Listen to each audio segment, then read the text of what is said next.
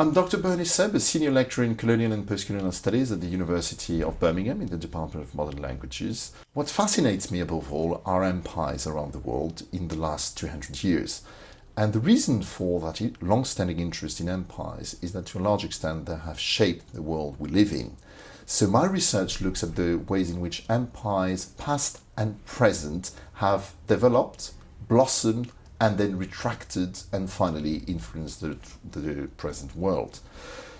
Basically, I've got two main strands to my research. One which looks really at the past of imperial endeavors around the world, with a particular emphasis on the British, French, and Iberian experiences.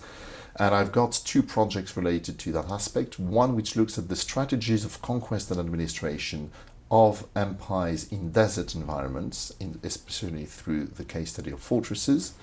And it has given rise to an exhibition called Empires of Emptiness, Fortresses of the Sahara and the Steppe, which has been shown in several places around the country, and which will also give rise to a series of books and articles. I'm also interested in the ways in which empires have changed and shaped the cultures of the powers which expanded overseas in Europe, and in particular in Britain and in France.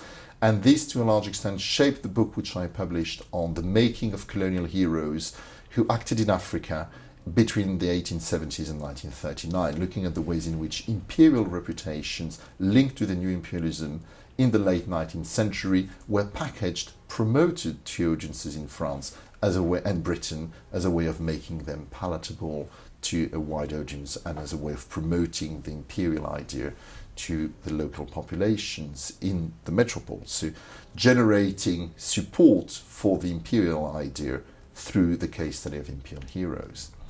But that's really empires of the past.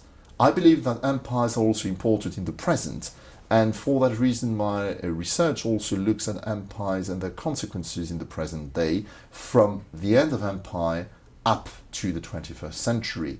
I have co-edited a volume entitled Echoes of Empire, Memory, Identity and Colonial Legacies, which looks at the ways in which European nations and even the European project have been shaped by the imperial past, because the growth of the European idea coincided with decolonization and the end of the European empires.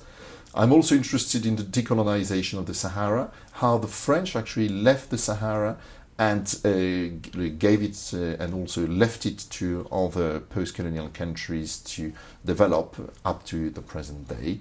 And I'm also interested in the cultural consequences of the end of empire in the late 20th and early 21st century.